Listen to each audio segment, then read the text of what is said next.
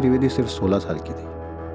कायदे से इस उम्र में उसे स्कूल में होना चाहिए था, पर उसकी शादी करा दी गई थी, वो भी उससे दुगने से भी ज्यादा उम्र के आदमी के साथ। उसे उसकी मर्जी पूछना किसी ने जरूरी नहीं समझा। 17 की उम्र में बच्चा गोद में आ गया। खुद बचपने से निकली नहीं थी और एक नवजात की जिम्मेदारी संभाल रही थी। अब रोहिणी 37 साल की है।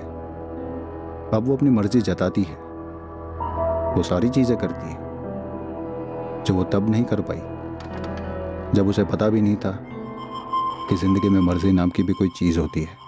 एक तो आप जबरदस्ती मेरे घर से मुझे उठाकर यहाँ ले आए, इतनी देर से बैठाकर रखा है और वही सवाल पूछ रहे हैं जिसका जवाब मुझे पता ही नहीं है। आपको क्या लगता है कि मैं डर जाऊंगी?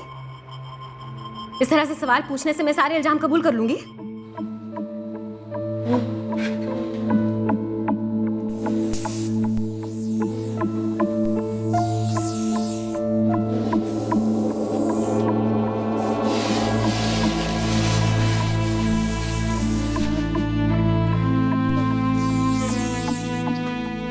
आंटी, आपने मेरी मम्मी को देखा है? कौन है तेरी मम्मी? मैं नहीं जानती। वो कहाँ गई? बेटा, मैं जब जानती ही नहीं तेरी मम्मी कौन है, फिर कैसे पता चलेगा कि वो कहाँ गई?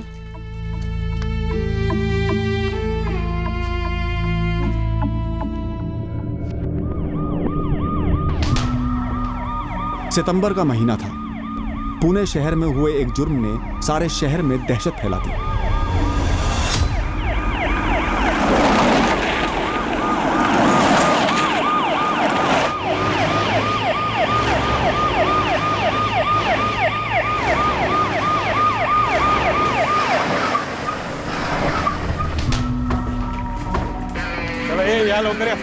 ये चल पकड़ा अच्छा बाजूला क्या ये डब्बे वाला सारी गाड़ी हटाओ जल्दी जल्दी जल्दी जल्दी आस्ते आस्ते चला ये बाजूला क्या ये ते गाड़ी ये चल जाऊं दे चल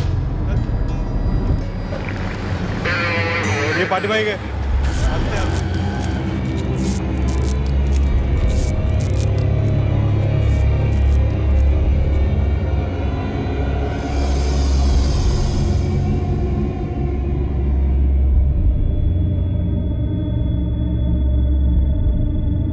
हमें 2 लावारिस बोरियों की खबर मिली थी।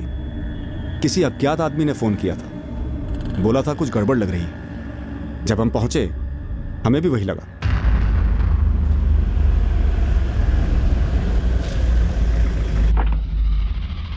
बाहर से बोरियों पर हमें खून के धब्बे नहीं दिखे। हमें चिंता हुई कि कहीं ये कोई बॉम्ब तो नहीं।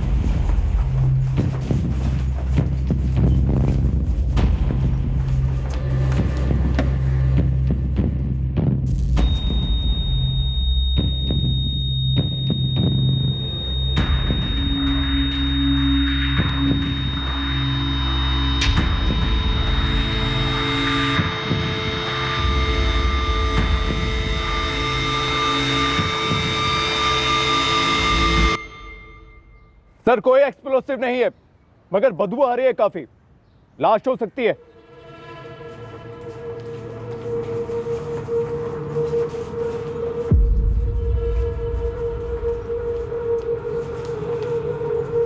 खोलो।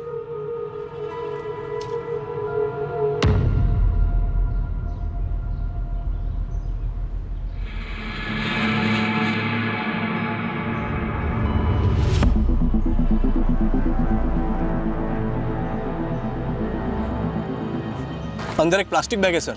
इसमें भी? दोनों को बाहर निकालो।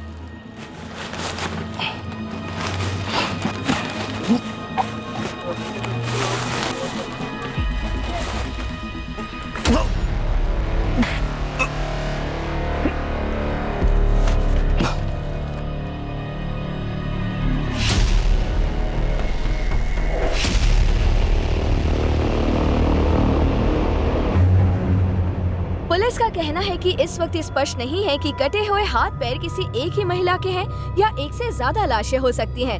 पर एक कटा हुआ सर जो मिला है वो एक जवान औरत का है और धड़ भी उसी औरत का मालूम होता है। पुलिस का कहना है कि वो औरत शायद प्रेग्नेंट थी, पर पॉसिबिलिटी ये भी है कि सड़न की वजह से लाश काफी फूल गई हो। मेरी टीम लगी हुई है बॉडी पार्ट स्टिच करने में।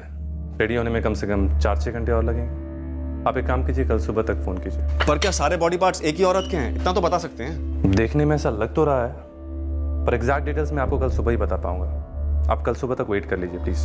और वो जो पेट फूला हुआ था, वो प्रेग्नेंट थी या सड़ने की वजह से लाश फूली हुई है? नहीं, सडन की वजह से बॉडी फूली है पर पेट नहीं। और वो प्रेग्नेंट लग रही है, और वो भी एडवांस स्टेज में। और उसकी पैरों की उंगलियों में वो अंगूठी मिली है और कुछ चूड़ियों के टुकड़े मिले हैं उसके स्किन में घुसे हुए। मैं काम करता हूँ, मैं सारी डिटेल्स आपको कल सुबह तक देता हूँ।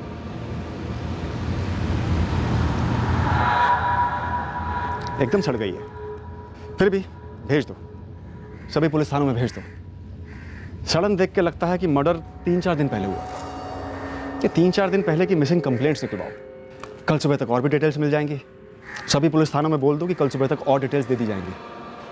कम से कम प्रिलिमिनरी काम तो शुरू हो। हमें कॉल करके इन्फॉर्म किसने किया था? कॉल करने वाला एक ऑटो ड्राइवर जो ट्रेस हो गया, और कल ये चेक कर रहा है कि आसपास के एरिया में कहाँ सीसीटीवी है। अगर आपको पता चला है कि मैंने आपको फ़ोन करके बताया है, तो इसलिए पता चला है कि मैंने ही अपने फ़ोन से कॉल किया था और फ़ोन बंद भी नहीं किया। चंदन किसी को बोरियां रखते हुए कि देखा था? और देखा होता तो मैडम कल फ़ोन करता ना। और मैं हर रात यहीं पे अपना रिक्शा खड़ा करता है, अंदर ही सोता है। सुबह चाय पीने के लिए बाहर गया तो बोरियां देखी तो डाउट गया।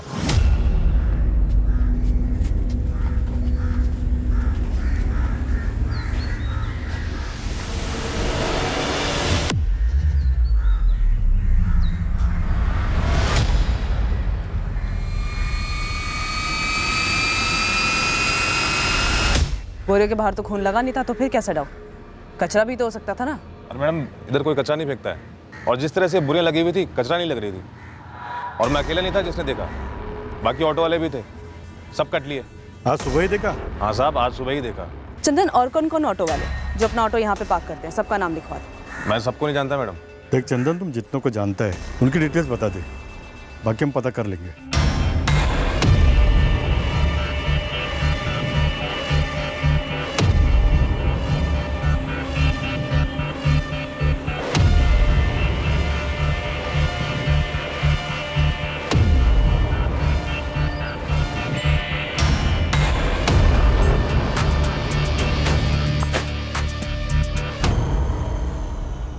आरएम सीमेंट के एंगल को अगर कंसीडर करते हैं तो सारे डिस्ट्रीब्यूटर, रिटेलर और सेल्स वाले सबको टटोलना होगा।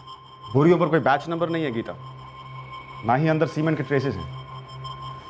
इन बोरियों को काफ़ी टाइम से खाली करके रखा होगा। कंस्ट्रक्शन साइट का वर्कर हो सकता है जिसने इन दोनों बोरियों को स्पेशली इसी काम के लिए रखा होगा, या फिर कातिल ने कहीं से खरीदी होगी। खाली बोरियां तो ज़्यादातर रद्दी वाले रखते हैं, या फिर कुछ दुकानें ऐसी होती हैं जो बोरियां बेचती हैं। सर एक काम करते हैं, जहां लाश मिली थी हमें, उस एरिया के आसपास जितने भी कंस्ट्रक्शन साइट हैं और रद्दी वाले हैं, इन दोनों से स्टार्ट करते हैं। बॉडी के 8 पीसेस थे, सारे एक ही औरत के। औरत प्रेग्नेंट थी और 8वां महीना पूरा हुआ था, मेल चाइल्ड था। काटने से पहले कैसे मारी गई? पूरे बदन पर कई घाव है, शायद गला घोटा गया होगा, क्योंकि और कोई कॉज ऑफ डेथ नजर नहीं आया। और बॉडी को इतने क्लीन तरीके से काटा गया है कि कुछ भी कहना मुश्किल है। 31 और 38 के बीच की रही होगी। टाइम ऑफ डेथ आपको मिलने के कम से कम 48 घंटे पहले मारी गई। आज 7 सितंबर है, तो आप 4 सितंबर पकड़ लो। 4 को मारी गई, 6 को लाश मिली, यानी 5 को लाश कहीं रखी गई होगी और फिर काट कर ठिकाने लगा दिया। पॉसिबिलिटी है, लेकिन एग्जैक्ट डिटेल्स तो आपको कौन ही बता पाएगा जब आपके हाथ आएगा। आप पैर के बिछिया के बारे में बात कर रहे थे, और चूड़ियाँ? हाँ, वो निकाली है हमने, और मेरी एक टीम मेंबर ने कहा कि वो नॉर्थ इंडियन स्टाइल है। सर, इसमें जो स्टोन लगा हुआ है ना, ये ज्यादातर हमारे नॉर्थ साइड की औरतें ही पहनती हैं। नॉर्थ साइड किसी खास जगह से? यूपी, बिहार, पंजाब? किसी खास जगह के बारे में तो हमें नहीं पता, लेकिन हाँ, हमारे पश्चिम यूपी की औरतें तो यही पहनती हैं। एक और बात, बॉडी के टुकड़े सिंगल अटेम्प्ट में अलग किए हुए। सिंगल अटेम्प्ट मतलब कुल्हाड़ी जैसे किसी चीज से वार किया हो? नहीं, ये आर पार की कटिंग। जैसे हाथ को अगर आप देखेंगे, इतनी क्लीनली काटा हुआ है, लगता है किसी मशीन का इस्तेमाल किया। मशीन? हर कट को देख के लगता है कि वो इतना स्ट्रेट है, कहीं कोई आड़ा टेढ़ा नहीं। किस तबके की हो सकती है औरत? इसमें मैं आपकी कोई हेल्प नहीं कर सकता। एक तो लाश इतनी बुरी तरह से गल गई थी, और बॉडी पर जो कपड़े थे ये इतनी बुरी तरह से खून में लिपटे हैं कि इनके सलवार सूट का ओरिजिनल कलर भी समझ में नहीं आ रहा। ये किस टेलर का है, किस ब्रांड का है, कुछ समझ में नहीं आ रहा। हालांकि कंचन का कहना है कि इसके प्रिंट को देख के लगता है कि ये उत्तर भारतीय है।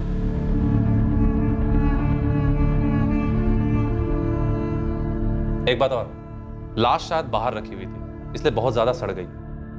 जनरली ऐसे केसेस में लाश को रेफ्रिजरेटर में रखा जाता है, लेकिन इस केस में ऐसा नहीं हुआ।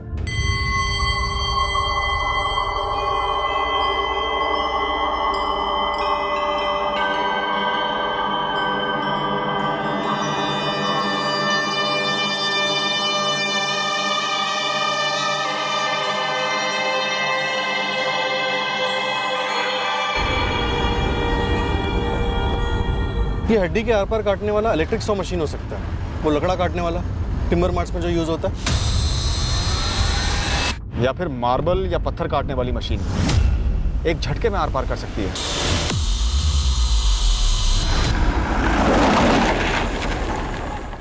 वहां से यहां पुणे आई होगी, बच्चे के बाप के साथ कोई इशू हुआ होगा, मतलब हो सकता है बाप को बच्चा ना चाहिए हो, मार डाला और लाश काट कर ठिकाने लगा दी।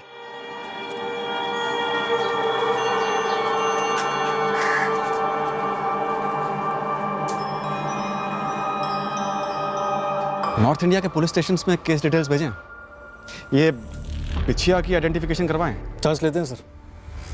वैसे भी हमारे हाथ में फिलहाल कुछ है नहीं, लेकिन सबसे पहले साइबर सेल की मदद लेनी होगी। पहले चेहरा तो बने,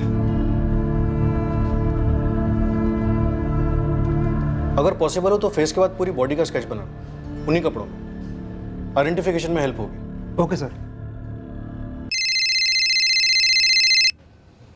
हाँ गीता। संजय को एक सीसीटीवी फुटेज मिला है जिसमें एक बाइक दिखी है, उस पर 2 लोग हैं और सेम बोरियां हैं। ग्रेट।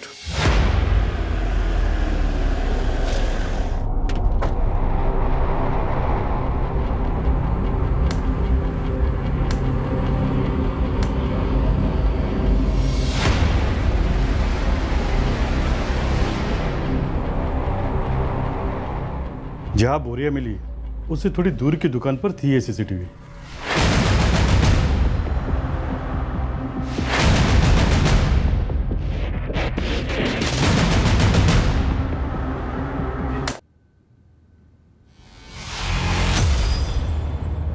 सिर्फ इसी दुकान पर सीसीटीवी था, इसके आगे की किसी दुकान पर नहीं था? यस सर, और किसी भी दुकान पर सीसीटीवी नहीं था। लेकिन यही लोग इन्वॉल्व हैं। बोरियां सेम, RM सीमेंट्स। बाइक की नंबर प्लेट दिख नहीं रही है और पीछे जो भी बैठा है उसने बहुत स्मार्टली अपना चेहरा कवर कर रखा है, और चलाने वाले का हेलमेट तो खैर पूरा ही ब्लैक है, चेहरा बिल्कुल नहीं दिख रहा। सर हेलमेट पे एक येलो पट्टी और बाइक के पेट्रोल टैंक का कलर बाइक के कलर से बिल्कुल अलग। पीछे जो बैठा है ये कोई आदमी है या फिर कोई औरत है जो जीन्स टी शर्ट पहन के बैठी है, ताकि हम गुमराह हो सके? सर फिजिक वाइज तो ये औरत ही लग रही है जिसने कंधे पे बैकपैक ले रखा है। किराए का जोड़ा हो सकता है, बस इसी काम के लिए।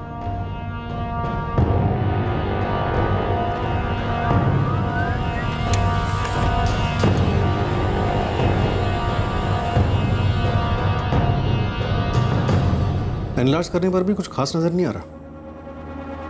फिर भी हिला देते हैं, शायद कोई पहचान जाए। बाइक, हेलमेट, कुछ भी।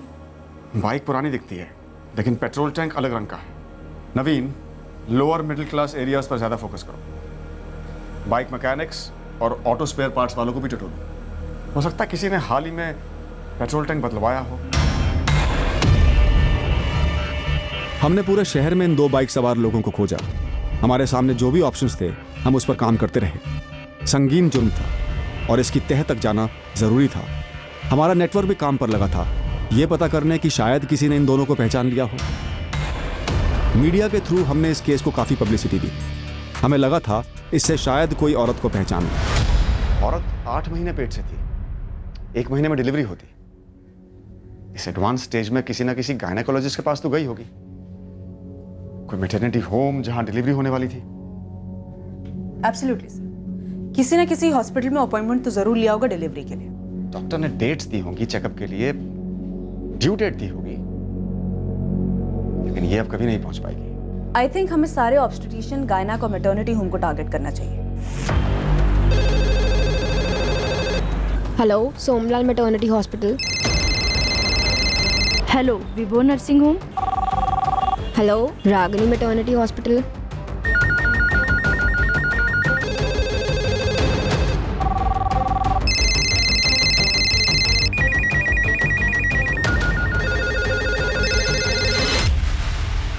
ऐसा कुछ यूज़ हुआ होगा बॉडी काटने के लिए। इसी लाइन का होगा सर। ये कारीगर लोग लेते हैं ना अपना मशीन किराए पर, और कुछ लोग का अपना भी होता है सर। तो फिर किराए पर देने वाले और कारीगर दोनों को टटोरो। सर ऐसे काम ज़्यादातर रात को होते हैं और मशीन आवाज़ करती है काफ़ी, आसपास के लोगों ने सुना भी हो। मोहल्लों में भी पूछो, किसी ने किसी घर से कोई आवाज़ सुनी हो या फिर किसी ने हाथ बटाया हो? फैल जाओ, सबसे पूछो।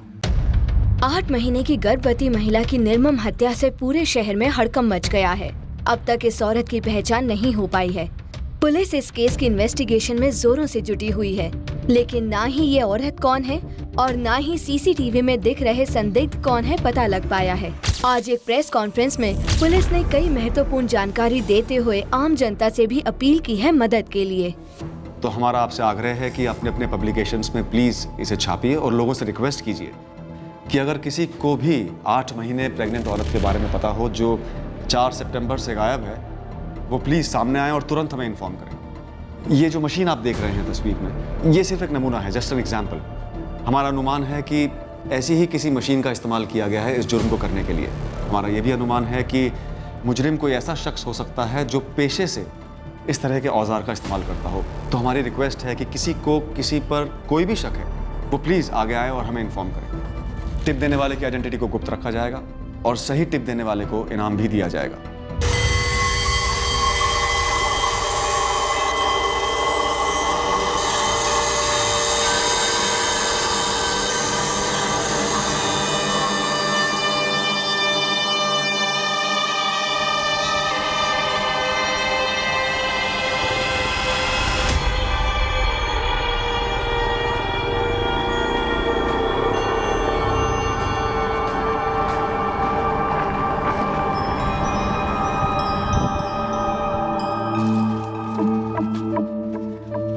अंकल इस नंबर पर कॉल लगाइए ना।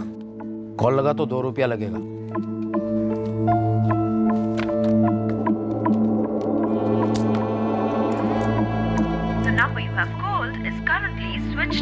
फोन स्विच ऑफ है।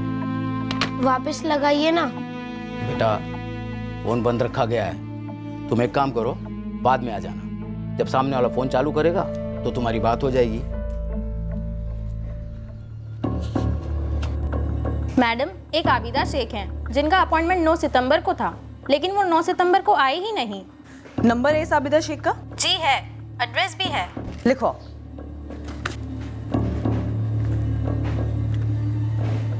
Thank you.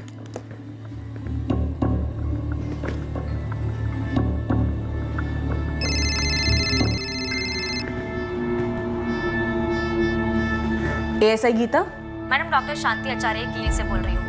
हाँ बोलो। मैडम, आपने मांगा था ना अपॉइंटमेंट, किसका छूट गया है? हाँ हाँ, कौन थी?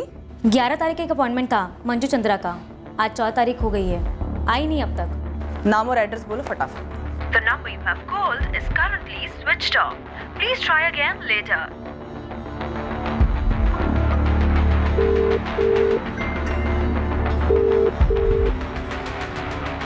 जयकर, गाड़ी निकालो।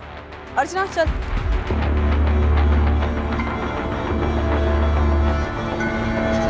साहब कुछ मिला है। क्या मिला है गुरु? एक रद्दी की दुकान मिली है सर। RM सीमेंट की बोरियां यहीं से खरीदी गई थी। दुकान का एड्रेस मैसेज कर दो गुरु, मैं वहाँ पहुँच रहा हूँ।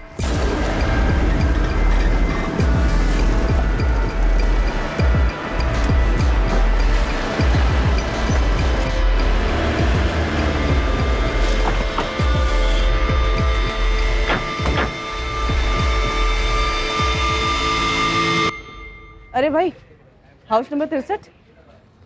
हाउस नंबर 63 मैम, यहाँ से 2 गली बाद मिलेगा आपको। आबिदा शेख का घर है वो? ये नहीं बता सकता। ठीक है।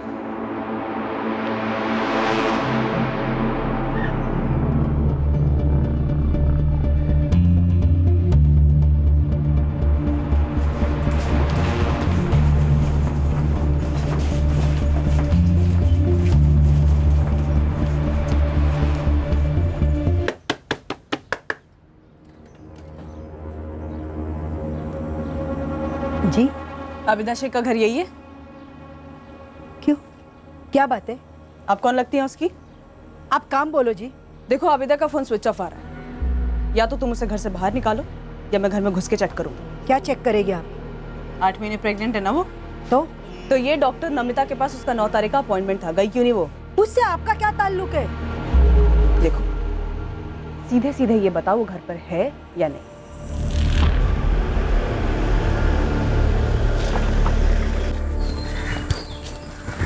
सरफराज नाम है इसका। ये बोरियां किसने खरीदी थी सरफराज?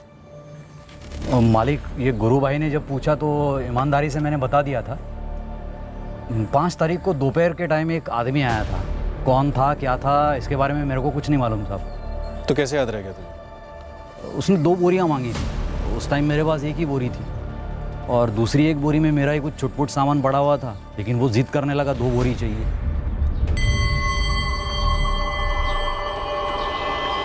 भाई सुनो, गोनी मिलेगी? गोनी चाहिए?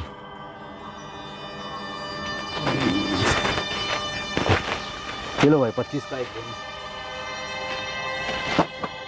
भाई हमें 2 चाहिए। भाई 2 तो नहीं है, एक ही से काम चला लो। तो वो वाली खाली करके दो हमें। कौन सी? वो वाली। अरे ये बेचने के लिए नहीं है भाई, इसमें सामान बड़ा है हमारा, ये नहीं मिलेगी भाई। रखना है तो एक रखो वरना माफ़ करना। हम दोनों का मिलाकर 200 देने के लिए तैयार है। 200? हाँ। भाई जल्दी खाली करना दूसरी वाली। पता नहीं उसको ऐसी क्या जल्दी थी। 200 रुपये 2 बोरी के आज तक मुझे किसी ने नहीं दिए।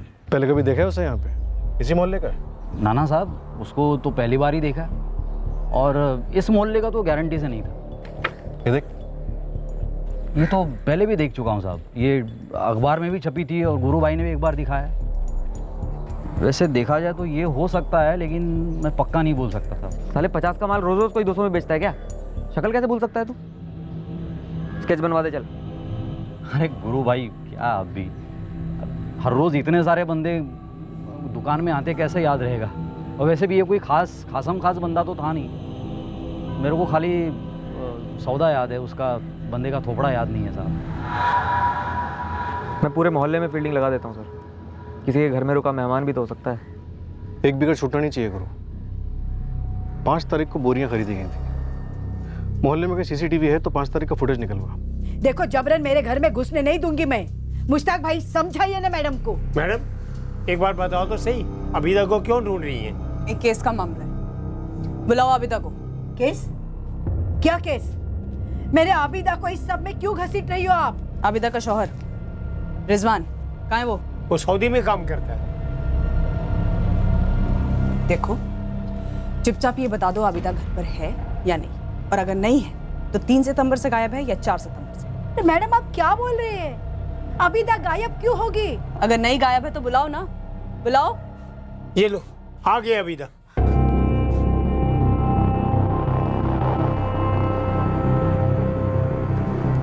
लो कर लो तसल्ली। अम्मी अम्मी क्या हो रहा है? आबिदा शेख तुम हो? जी मैडम। 9 सितंबर को डॉक्टर नमिता रेड्डी के साथ तुम्हारा अपॉइंटमेंट था, गई क्यों नहीं तुम? वो मैंने डॉक्टर बदल लिया। डॉक्टर बदल लिया? हाँ मतलब बदल नहीं सकते क्या? नहीं ठीक है। अम्मी क्या हो रहा है ये? क्यों आई है पुलिस घर पे? अम्मी गाड़ी निकालो, रामनगर की तरफ ले लो। नेक्स्ट टाइम मंजू का पता करो।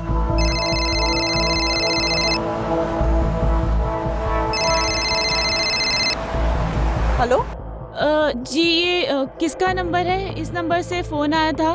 मैं पुलिस। तुम मंजू चंद्रा बोल रही हो? हाँ हम मंजू चंद्रा हैं। क्यों किया मैडम आपने फ़ोन? तुम्हारा डॉक्टर शांति आचार्य के साथ अपॉइंटमेंट था, गई क्यों नहीं तुम मिलने? हाँ वो हम गए नहीं क्योंकि हमारी ननद दूसरे डॉक्टर को दिखाने के लिए बोली। ठीक है गाड़ी थाने ले। सर गुरु अपने लड़कों के साथ खोजबीन कर रहा है, लेकिन अभी तक कुछ भी हाथ नहीं लगा। मिसिंग कंप्लेंट भी कोई मैच नहीं हुई। नहीं सर, 3 मिसिंग कंप्लेंट दर्ज हुई थी 3 सितंबर को, लेकिन उनमें से कोई प्रेग्नेंट नहीं थी। वो तो हो सकता है जानबूझकर न लिखवाया हो। सर तीनों केस की बैकग्राउंड चेकिंग की, सच में कोई प्रेग्नेंट नहीं थी और ना ही कोई गड़बड़ मालूम हुई। यूपी साइड से कोई खबर? कुछ भी ठोस नहीं सर। वहाँ की पुलिस को जो कुछ भी डिटेल्स मिल रही हैं वो मैं फॉरवर्ड कर रहा हूँ। एक बार सारे एंगल्स फिर से देखते हैं, हो सकता है कुछ हाथ लग जाए जो पहले छूट गया हो। फिर से स्टडी करते हैं। लावारिस डेड बॉडी और उससे जुड़े सुरागों को हम बारीकी से दोबारा छांटने लगे थे जब अचानक से एक ऐसी लीड मिली जो हमारी तहकीकात के दायरे के बाहर से आई। हमें पहला ऐसा सुराग मिला जो हमें हमारे संदिग्ध तक ले जाने वाला था।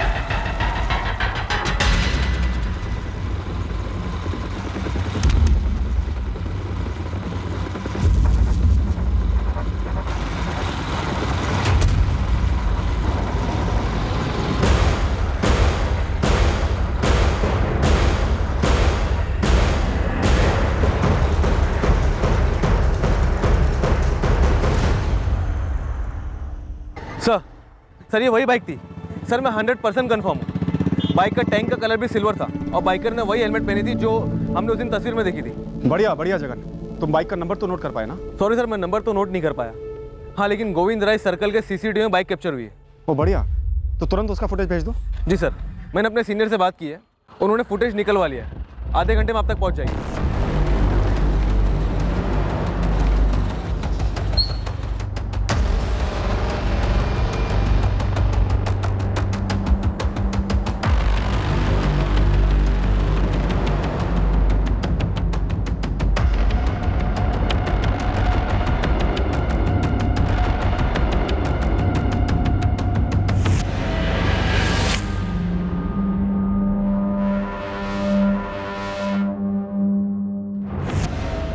इस कैमरे में बाइक के आगे वाला नंबर प्लेट साफ नजर नहीं आ रहा। सेकंड कैमरा देखते हैं।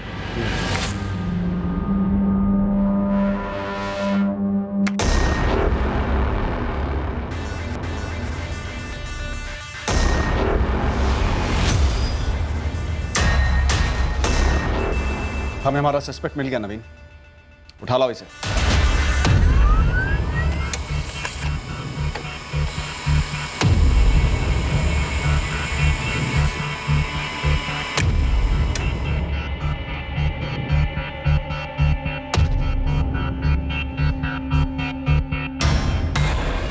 बाइक किसी नारायण जोशी के नाम पे रजिस्टर्ड है और हमें आरटीओ से इसके ड्राइविंग लाइसेंस की कॉपी भी मिल गई। नारायण जोशी, उठा लो।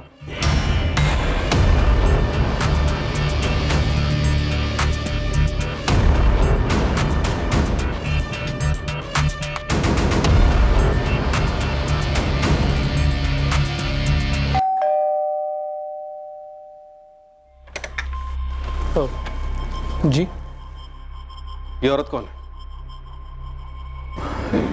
सर ये तो अखबार में थी, वो कटी हुई लाश।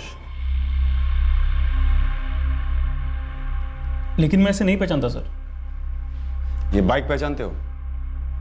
हाँ, ये तो तुम्हारे नाम पर रजिस्टर्ड है, मना नहीं कर सकते। मेरे नाम पर?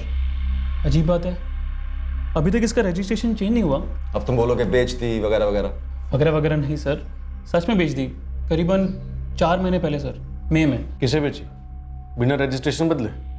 रजिस्ट्रेशन बदलने की जिम्मेदारी तो खरीदने वाले की होती है ना सर। मुझे इस मर्डर वर्डर के बारे में कुछ मालूम नहीं सर, आप प्लीज़ मुझे इसमें मत घसीटिए। किसे बेची? एक असलम मैकेनिक है, बाइक रिपेयर करता है। मैंने उसको मार्च में बोला था कि कोई ग्राहक मिले तो बेच दे। उसका मई में फ़ोन आया था मुझे कि उसको एक पार्टी मिली है। उसने मुझे बाइक के 22,000 रुपये दिए। मैंने उसको बाइक और बाइक के पेपर दोनों दे दिए। असलम का नंबर और एड्रेस चाहिए। हाँ देता हूँ सर, है मेरे पास। तुमने असलम से पूछा नहीं उसने बाइक किसको बेची या खुद के लिए ली? खुद के लिए तो नहीं लेगा सर, मुझे लगता है उसने किसी पार्टी को ही बेचा है सर, लेकिन मैं पक्का नहीं बोल सकता।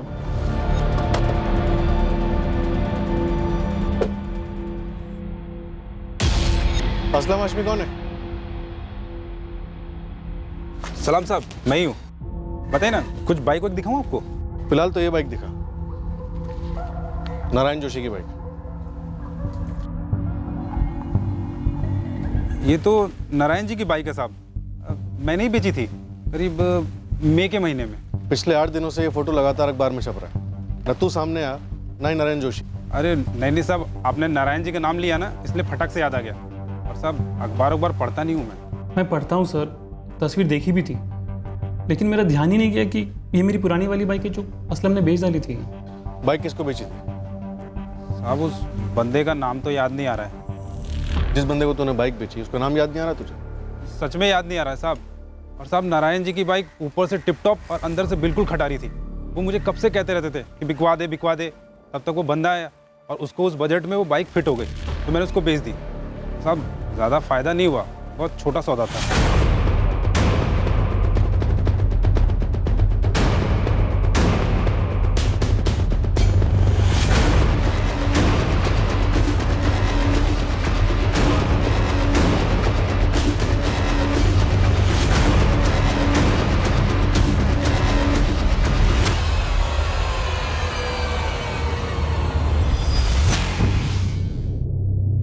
साहब मैंने उसको 2-4 बार कॉल करके बोला कि भाई आके अपना कागज़ ले जा, पर साहब वो आया ही नहीं। फिर मैंने भी छोड़ दिया और तब से ही कागज़ मेरे पास ही पड़ा हुआ है। और 4 महीने बाद उसी बाइक पे 8 महीने प्रेग्नेंट औरत की बॉडी ट्रांसपोर्ट हुई। अरे मैडम, मुझे कैसे पता होगा कि वो बाइक कोई कांड करने के लिए खरीदी गई थी? असलम हाशमी, बोल दे कौन थी वो मारी गई औरत, और ये औरत कौन है जो तेरे साथ बाइक पे बैठी है पीछे? किसने सुपारी दी तुम लोगों को? अरे साहब किसी ने सुपारी उपारी नहीं दी, मैं बस ईमानदारी से अपना गराज चलाता हूँ साहब। तेरे घर से तो कुछ नहीं मिला असलम। चल बोल, वो कटर कहाँ से लिया तूने? अरे साहब मैं किसी कटर वटर के बारे में नहीं जानता साहब। और साहब वो बाइक मैंने उस बंदे को बेची थी। हाँ तो नाम बोलना उसका। साहब नाम ही तो नहीं याद आ रहा है। तूने उसे 2-4 बार कॉल किया है, नंबर दे उसका, एड्रेस बता। मैडम वो एड्रेस मैं किसी से मांगता नहीं और उसका नंबर सेव नहीं किया था साहब, और उस बात को भी 3-4 महीने हो गए हैं। देख असलम, बहुत गोली दे दी तूने। सुपारी के 20,000 तूने बाइक पे खर्च किए और इसलिए तूने रजिस्ट्रेशन भी चेंज नहीं कराया। ये सच नहीं है साहब, वो बंदा खुद सामने से आया था मुझसे पूछताछ करने के लिए।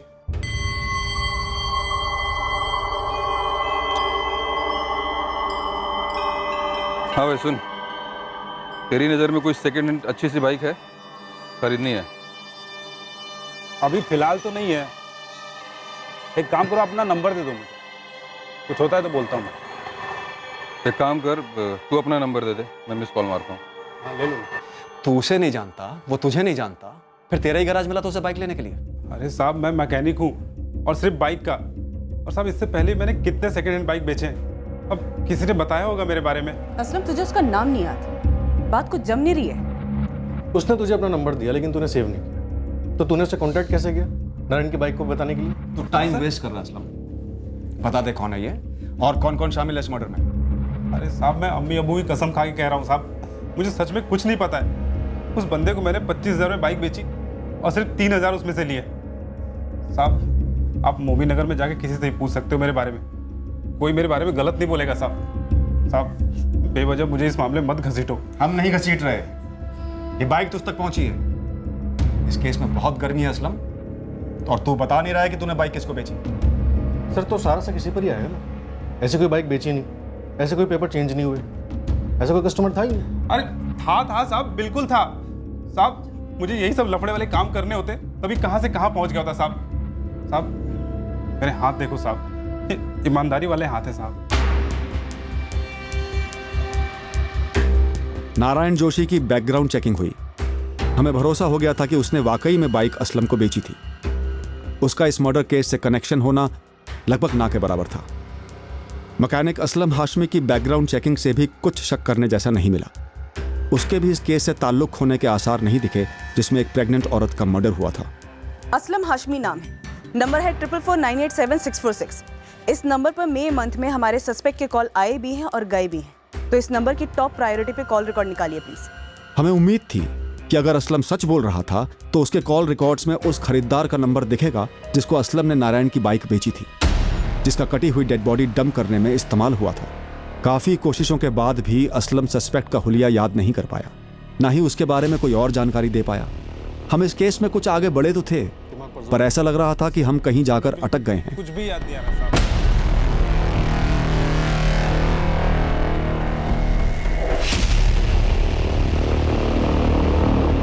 मुझे नहीं लगता नारायण या असलम खरीदार के करीब के थे, और असलम तो डरा हुआ है। हद है ये। लोग गाड़ियां बेचते हैं और खरीदारों के चेहरे याद नहीं रखते। गाड़ी रजिस्टर नहीं होती और मर्डर केस में इस्तेमाल होती है। कॉल रिकॉर्ड्स की क्या पोजीशन है? गीता असलम हाशमी के मेके एक नंबर को स्कैन कर रही है। मर्डर प्लान है नवीन, इसमें कोई शक नहीं है। गाड़ी खरीदी गई लेकिन रजिस्ट्रेशन नहीं करवाया गया, तो जो सिम कार्ड इस्तेमाल हुआ है वो असली थोड़ी होगा। हो सकता है फर्जी हो, या शायद ना भी हो। लेकिन एक बात, जो ट्रैफिक वालों की सीसीटीवी में हमारा संदिग्ध दिख रहा है, मुझे लगता है कहीं ना कहीं किसी ना किसी वजह से उसका चालान जरूर कटा होगा। चांस लेते हैं, फोन रिकॉर्ड्स तो स्कैन हो ही रहे हैं। पिछले 4 महीने के ई चालान और स्पॉट चालान सबकी रसीदें चेक करते हैं, हो सकता है कुछ मिल जाए। लेकिन बाइक का रजिस्ट्रेशन तो नारायण के नाम पर, घूम फिर के वहीं पहुंच जाएंगे। रजिस्ट्रेशन पेपर हेलमेट वाले के पास पहुंचे ही नहीं थे, वो असलम के पास ही थे। और जब ट्रैफिक वाले ने चालान काटा होगा तो इस हेलमेट वाले ने अपना असली लाइसेंस दिया होगा। अब इस छोटे से काम के लिए वो अपना जारी लाइसेंस तो बनवाएगा नहीं। पॉइंट है नवीन, चांस लेते हैं।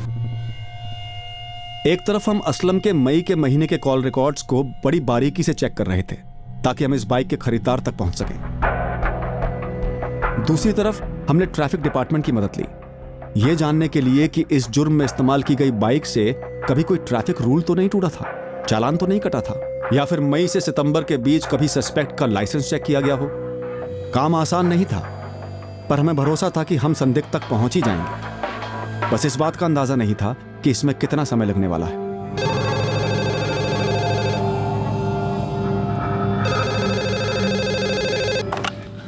सब इंस्पेक्टर नवीन शास्त्री। सर, बिना हेलमेट बाइक चलाने के चार्ज पर चालान काटा था इसमें, जिसे आप ढूंढ रहे हैं। सर, चालान की कॉपी मिल गई है। कौन है ये प्रसाद? 4 जून और 11 जुलाई 2 बार इसका चालान कटा था। सर, दोनों ही बार इसके पास सेम लाइसेंस था। सर, बाइक का नंबर है MHX1HR54Y3। लाइसेंस नंबर, नाम, पता? लाइसेंस नंबर तो आरटीओ को भेज दिया है सर, लेकिन सर मुझे नहीं लगता ये लाइसेंस नंबर अपने पुणे आरटीओ का है। बिना रजिस्ट्रेशन के बाइक के खरीदार की लाइसेंस की कॉपी हमारे हाथ लग गई।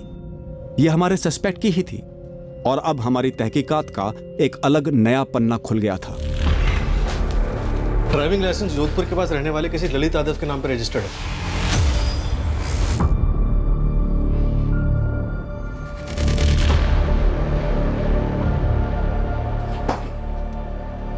ललित यादव। अब हमारे पास एक नाम है नवीन, और सस्पेक्ट का चेहरा भी, और जोधपुर के पास का एक एड्रेस भी। जोधपुर वैसे यूपी साइड तो नहीं है जहां से विक्टिम हो सकती है, लेकिन जोधपुर राजस्थान यहां से तो नॉर्थ में ही है। नवीन, जोधपुर जाओ और उठा लाओ इसे। अगले दिन हमारी टीम जोधपुर के लिए निकली। जोधपुर में हम हमारे संदिग्ध ललित यादव को पकड़कर उसी से मारी गई औरत की पहचान कराना चाहते थे। तुमको क्या लगा हमको कुछ पता नहीं चलेगा? क्यों? अब दरअसल हम तुम्हें बताने ही वाले थे कि जो भी कुछ हुआ वो जो कुछ भी हुआ जुर्म है, तुम जानते हो, जुर्म है।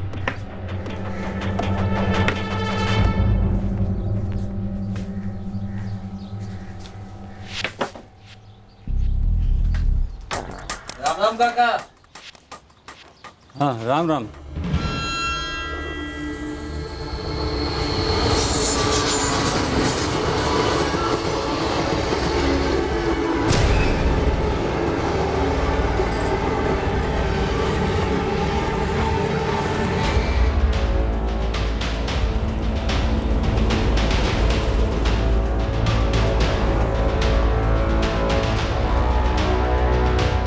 मैडम, ये ललित यादव अब तक तो हवा हो गया होगा पुलिस। हो सकता है। नवीन सर इसके जोधपुर वाले एड्रेस पे पहुंच रहे हैं, लेकिन तू अपने सारे लड़कों को काम पे लगा दे गुरु। अगर ये पुणे से बाहर गया भी होगा तो कहीं ना कहीं से इसका फुटप्रिंट तो मिलेगा ही मिलेगा।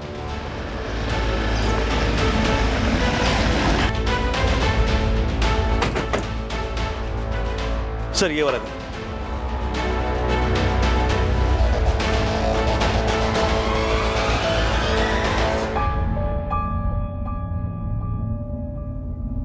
सुनिए, ये आदमी ललित यादव ही है ना?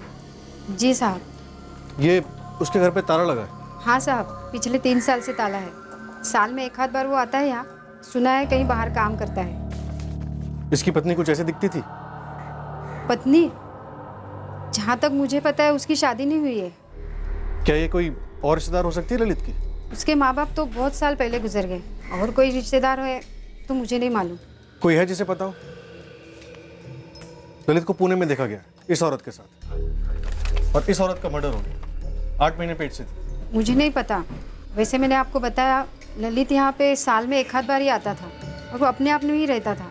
कभी किसी से ज़्यादा बात भी नहीं करता था। जब वो यहाँ रहता था तो क्या काम करता था? पक्का नहीं पता साहब, लेकिन इतना पता है तब वो बिल्डिंग लाइन में काम करता था। मोहल्ले में किसी और को कुछ पता है कि ललित यादव इस समय कहाँ हो सकता है? नहीं, 6-7 पड़ोसियों से पूछताछ की। सबका यही कहना है कि वो यहाँ जोधपुर में कंस्ट्रक्शन लाइन में काम करता था। हाँ, हमने भी वही गैस किया था। सबका कहना है कि वो जब लास्ट टाइम यहाँ जोधपुर में आया था तो सबसे ये कह रहा था कि वो पुणे में काम करता है। सर, पुणे को और खंगालना चाहिए। तो किसी के पास कोई नंबर उसका? नहीं। विक्टिम के फोटो पे कोई रिएक्शन? नहीं, किसी को उसकी निजी जिंदगी के बारे में कुछ नहीं मालूम। और सबका कहना है उसकी शादी भी नहीं हुई थी।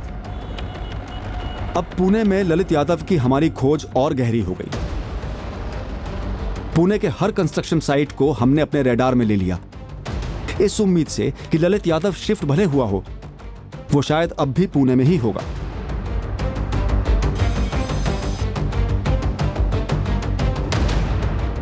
हमारी कोशिशें नाकाम नहीं रहीं। हमें ललित यादव मिल गया। बिल्कुल पुणे में ही है सर। ये बीबी कंस्ट्रक्शन साइट है ना कोठरूड में, उसका सुपरवाइजर है।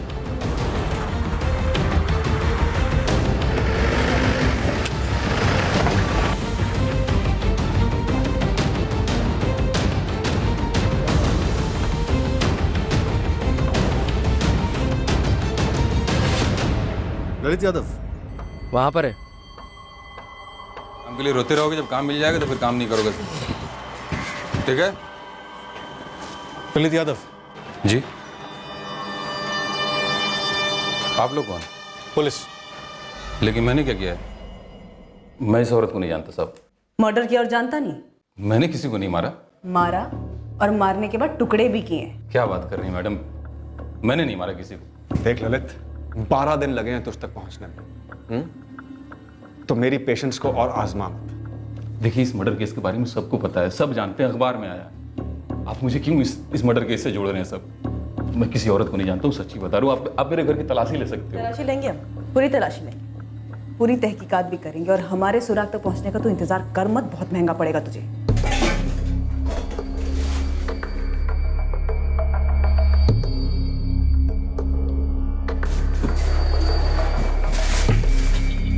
ललित लगभग 2 साल से हमारे पास काम कर रहा है, लेकिन मैंने कभी उसके साथ किसी औरत को नहीं देखा, ना ही कभी उसके बारे में सुना। हाँ, अगर उसका किसी से कुछ प्राइवेट हो तो वो बात अलग है सर। हमें लगता है लाश काटने के लिए पत्थर काटने वाली इलेक्ट्रिक मशीन का इस्तेमाल किया गया है। सर, अगर आप ये कह रहे हैं कि ललित स्टोन काटने वाली मशीन लेकर घर गया हो तो ये लगभग नामुमकिन है। क्यों? मशीन यहाँ से ले जाने में कोई दिक्कत है क्या? नहीं सर, दिक्कत तो नहीं है, कोई भी आराम से ले जा सकता है, लेकिन वो आदमी ललित हो सकता है, मैं ये नहीं मान सकता। सर, मैं सच कह रहा हूँ, मैंने वो बाइक मैकेनिक से खरीदी मई में। मैं बिल्कुल मना नहीं कर रहा हूँ इसके लिए। हाँ भाई, तैयार है? हाँ भाई जी, यही है आपकी बाइक। बस छुटपुट ऊपर का काम है, वैसे गाड़ी एकदम फिटफाट है। फिर भी कुछ हुआ तो मैं हूं ना। ए मनोज, चाबी देना। पर वो बाइक घाटे का सौदा निकला, बहुत खर्चा निकल रहा था। फिर मैंने साइड पे बात फैला दी कि मैं बाइक बेचना चाहता हूँ। किसको बेची? मोहन को। साइड पे ही सिक्योरिटी वाला है, उसका पूरा नाम शायद मोहन त्रिवेदी है। देख मोहन, झूठ नहीं बोलूँगा तेरे को, इसमें काफ़ी काम कराना पड़ेगा। मैकेनिक ने मुझे झूठ बोला था, मैं तुझे नहीं बोल रहा हूँ। अब इसके बाद भी तुझे लगता है तो तू देख ले। हम अच्छे मैकेनिक से बनवा लेंगे ललित भाई। वैसे भी बस का किराया कुछ कम नहीं है आजकल, ऊपर से ट्रैफिक, लेट होना वो अलग। देखिए ललित भाई, कोई ढंग का दाम बोलिए जिससे कि बात बने। मैंने 15 में बेची मोहन को, और ये तस्वीर में जो लग रहा है ये मोहन ही है, मैं तो नहीं हूँ। सच्ची बता रहा हूँ साहब, जून से मोहन ही बाइक चला रहा है। Mohan Trivedi, security guard. 1 minute. Mohan Trivedi? जी सर। मोहन त्रिवेदी? नहीं सर, मेरा नाम राजू है सर। सर मुझे लगता है कि मोहन ने नौकरी छोड़ दी। लगता है मतलब? माने कि कई दिनों से ड्यूटी पर नहीं आया और उसका फोन भी स्विच ऑफ है। ललित यादव का कहना है कि उसने अपनी bike security guard Mohan Trivedi को बेच दी थी। इस बारे में मुझे नहीं पता है सर, हो सकता है उन दोनों में कोई डील हुई हो।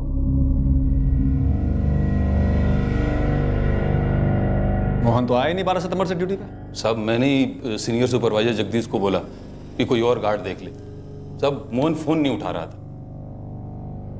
साहब यकीन करो मेरा, ये बाइक तो मोहन ही है, मैं नहीं हूं। और ये जो औरत पीछे बैठी है बाइक पे, ये कौन है? और वो प्रेग्नेंट औरत जिसको टुकड़े करके फेंक दिया गया, वो कौन थी? मुझे नहीं पता साहब, और मुझे ये भी नहीं पता कि मोहन ने ऐसा क्यों किया। सीधा आदमी है। हाँ तो इसका पता तुमने किया ना कार्ड, और सारा जिम्मा मोहन पे डाल रहा है। कैसी बात कर रहे हैं साहब, मैं क्यों करूंगा?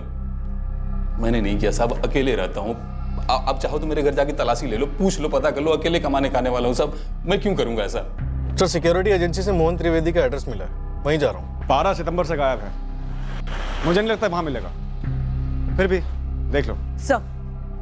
सर मोहन त्रिवेदी के कॉल रिकॉर्ड्स मंगवाए हैं टॉप प्रायोरिटी पे। लेकिन सब इस बीच हम इस ललित को कहीं नहीं जाने देते, पता चले हवा हो गया। सर अभी हम इस केस में बाइक खरीदने और बेचने वाले के बीच में फंसे हुए हैं। केस के असली मुद्दे तक तो पहुंच ही नहीं पा रहे हैं। बड़ी अजीब बात है गीता, शहर से एक भी आदमी सामने नहीं आया विक्टिम को पहचानने के लिए। इस औरत का दूसरा कोई था ही नहीं क्या? क्या वो पुणे के बाहर की थी?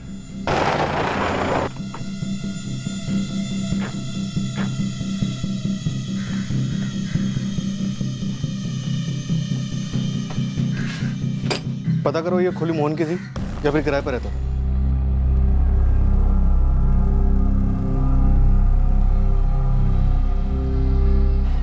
8 महीने पहले? जी सर, फरवरी 2017 में ही मोहन त्रिवेदी ने खोली खाली कर दी थी। अभी कहाँ है? वो तो मुझे नहीं मालूम, लेकिन एग्रीमेंट में उसके गांव का एड्रेस है वैसे। ताहिरगंज, कानपुर, उत्तर प्रदेश। कानपुर डिस्ट्रिक्ट में पड़ता है ताहिरगंज। तुरंत निकलता हूँ टीम लेकर, वहाँ छुपा होगा तो उठा लाता हूँ। सर मोहन त्रिवेदी के मौजूदा पुणे वाले एड्रेस के बारे में किसी को कुछ भी नहीं मालूम। ललित यादव, सीनियर सुपरवाइजर जगदीश फुले और सिक्योरिटी एजेंसी सबसे बात की। कॉल रिकॉर्ड्स आते आते 2 दिन का टाइम लग जाए, तब तक ताहिरगंज स्कैन करते हैं। वो नहीं मिला तो उसकी फैमिली मिलेगी, कोई तो ऐसा मिलेगा जो उसे जानता हो, कुछ तो हाथ लगेगा। ठीक है नवीन, तुम निकलो, मैं हेडक्वार्टर्स में बोलकर यूपी पुलिस को इन्फॉर्म करवा देता हूँ। गीता, फोन कंपनी पर प्रेशर डालो, मोहन त्रिवेदी के कॉल रिकॉर्ड्स जल्द से जल्द मिलने चाहिए। ये खोज अब हमें उत्तर प्रदेश ले गई, इस उम्मीद में कि ताहिरगंज में हमें मोहन त्रिवेदी मिल जाए या उसके बारे में कोई जानकारी मिले जो हमें उस तक ले जाए और इस केस को क्लोज करे।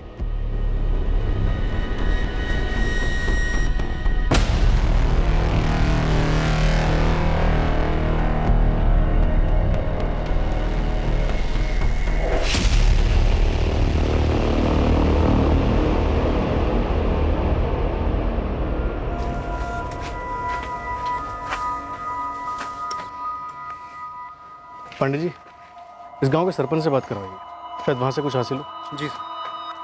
हमें यहां से मोहन के परिवार के बारे में एक जानकारी मिलने वाली थी। यह जानकारी जुर्म से जुड़ी थी या नहीं, यह अभी हमें पता नहीं था। मोहन तो 2 साल पहले ही चला गया था पुणे काम करने के लिए। और उसके माँ बाप? माँ बाप तो यही कोई 7-8 महीने पहले चले गए यहाँ से। हम सबको लगा कि पुणे ही गए होंगे मोहन के पास। सरपंच जी, हम इस केस पे 2 हफ्तों से लगे हुए हैं और अब जाके मोहन की लीड मिली। लीड भी क्या मिली है, बस उसका नाम और पता मिला। ये देखिए, इनमें से किसी को पहचानते हैं आप?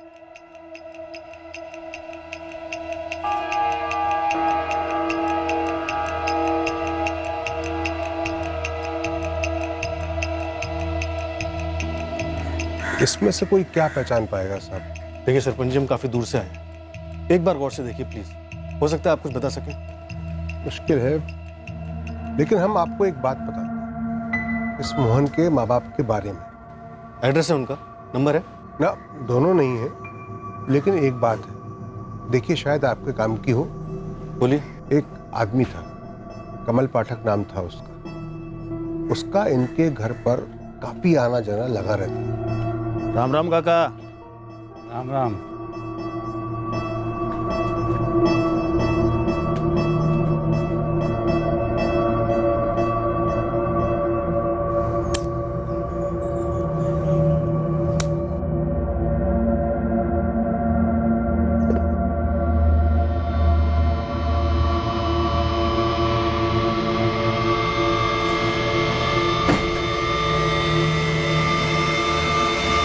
वैसे ये बात किसी से छुपी नहीं थी, सब कुछ खुल्लम खुल्ला था। ये कमल रहता कहाँ? कमल अपने ताहिरगंज का नहीं था। वो लोग जब 7-8 महीने पहले यहाँ से गए तो फिर वो कभी दिखाई नहीं दिया। इस कमल को कोई तो जानता होगा। विद्या लाई थी उसे यहाँ। कौन विद्या? मऊ जिले में धेमू नाम का एक गांव है, जहाँ इस विद्या का अपने पति के साथ लड़ाई झगड़ा हुआ था। तो अपने पति और बच्चों को छोड़कर वो इस कमल पाठक के साथ अपने ताहिरगंज में ही बस गई। एक मिनट, ये विद्या तो इसी गांव की थी ना? हाँ बिल्कुल, 2 गली छोड़कर ही उसका मायका है, लेकिन काफी दिनों से देखे नहीं है हम उसको।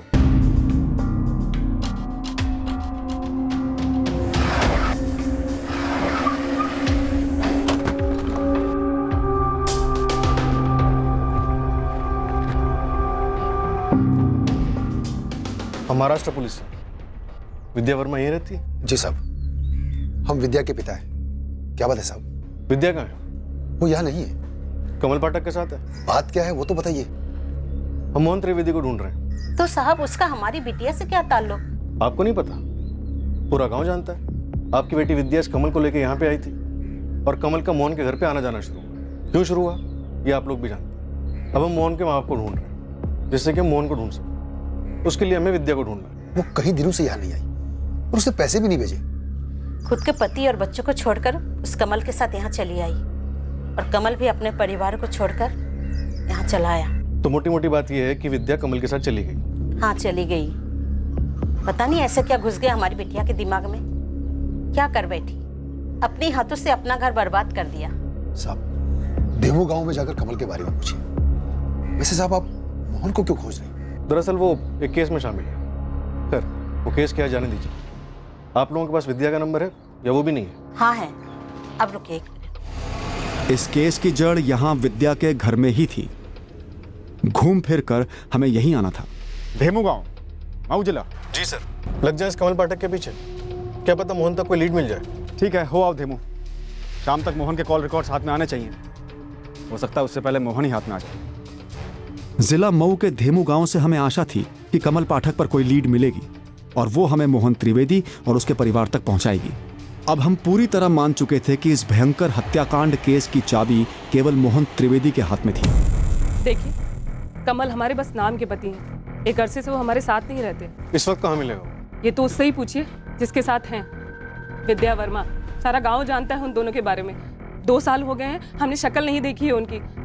इस औरत के कारण हमें और हमारे बच्चे को छोड़ के चला गया है वो। इन 2 सालों में कभी फोन पे बात हुई होगी? क्यों फोन आएगा? पर हम क्यों बात करेंगे? मोहन त्रिवेदी को जानती हैं आप? ये कौन है? छोड़िए, विद्या वर्मा का पति कहाँ मिलेगा? संतोष भैया। हाँ पूना से पुलिस है ये। पुलिस? आपको क्या लगता है कि हम अपनी बच्चलन पत्नी के यार की खबर रखेंगे और अगर उसके बारे में आपको कुछ नहीं बताएंगे तो हमें जेल में डाल दीजिएगा? इस वक्त हमारे पास तुम्हारे खिलाफ कुछ नहीं है संतोष। बाहर में जाएं आप और आपकी तहकीकात। मर गई है विद्या हमारे लिए, और वो कमल कुत्ता अगर आपके हाथ में लगे ना साहब, टुकड़े टुकड़े कर दीजिए उसके। विद्या कमल के साथ क्यों भागी थी? ये तो आपने सुना ही होगा कि हम हाथ उठा देते थे उस पर। तो क्या करते साहब? 3 बच्चों की माँ और पराए मर्दों की ऐसी भद्दी प्यास। मोहन त्रिवेदी को जानते हो? उसके माँ बाप रोहिणी और राजेंद्र त्रिवेदी। इनके बारे में हम कुछ नहीं जानते, ना हमने कुछ सुना इनके बारे में। और साहब सच तो ये है कि हमारे पास अब किसी के बारे में जानने और समझने के लिए समय नहीं है। 2 बेटी हैं हमारी जिन्हें पालना है, बड़ा करना है, उनकी शादी करनी है हमको। और साहब हमारा ना एक बेटा भी है, लेकिन वो विद्या उसे कहाँ ले गई हम कुछ नहीं जानते। प्रणाम।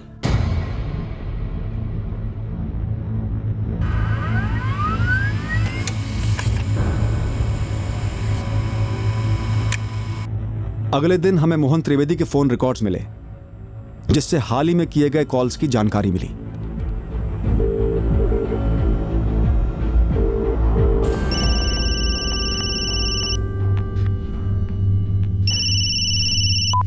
हेलो, कौन बोल रही हैं आप? फोन आप किए हैं, आप कौन बोल रही हैं? मोहन त्रिवेदी को कैसे जानती हैं? बेटा है हमारा। आप इस वक्त कहाँ हैं? जी हम घर पे हैं। आप कौन बोल रहे हैं लेकिन? और मोहन? मोहन गांव गया होगा, बता कर नहीं गया। लेकिन आप बताइए तो सही, बोल कौन रही हैं आप?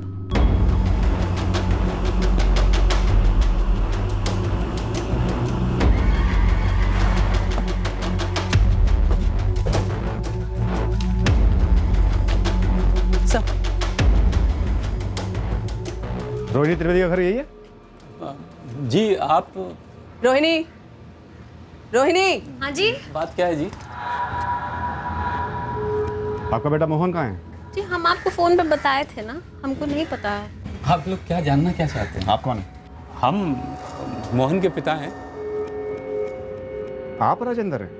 हाँ हम ही हैं। ये बाइक पे मोहन के साथ औरत कौन है? हमको नहीं पता।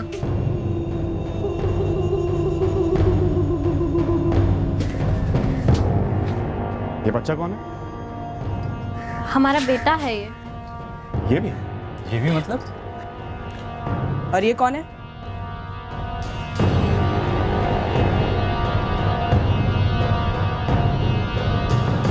हमको नहीं पता। मोहन की बाइक कहाँ है? अपने साथ में लेके गया है वो? हमको नहीं पता है वो, हम तो गांव में रहते थे, 8 महीने पहले ही आए हैं मोहन के साथ रहने के लिए। और कमल पाठक भी गांव में था। और विद्या वर्मा भी? विद्या वर्मा कहाँ है? विद्या वर्मा हमारी मम्मी का नाम है, वो हमें बिना बताई चली गई। विद्या वर्मा आपकी मम्मी है? हाँ। राजेंद्र जी, रोहिणी क्या कह रहा बच्चा? मतलब हमारे बच्चे जैसा ही है। हाँ, विद्या वर्मा का बच्चा आपके बच्चे जैसा है, तो विद्या वर्मा कहाँ है? वो यहीं पे थी, कमल के साथ कहीं चली गई। तो कमल कब गया ये तो पता ही होगा, साथ में यहीं रह रहा था ना? हाँ दोनों यहीं रह रहे थे, विद्या भी यहीं रह रही थी, लेकिन फिर दोनों चले गए बिना बताए। अब बच्चा तो रोज पूछता है माँ कहाँ है, माँ कहाँ है। उसके गांव में भी किसी को नहीं पता है कि कहाँ है। अब हम बताएं तो क्या बताएं, इसीलिए आप लोगों को भी कह दिए कि हमारा ही बेटा है। राजेंद्र जी चलिए हमारे साथ चलिए। लेकिन कहाँ? थाने, वहाँ चल के आराम से बात करेंगे। आप जो जो जानना चाहते थे हमने तो सब बता दिया, अब किस लिए? पूरे घर की तलाशी लो।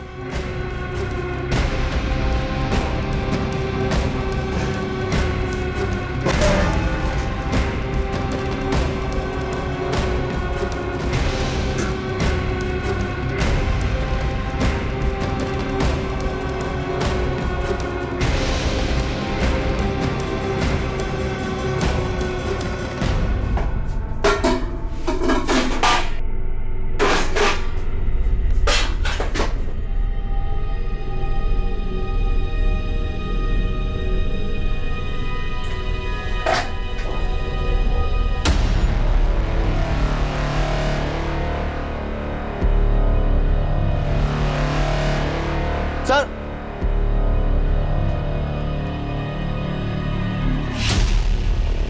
इलेक्ट्रिक कटर मशीन है, सील कर दो इसे।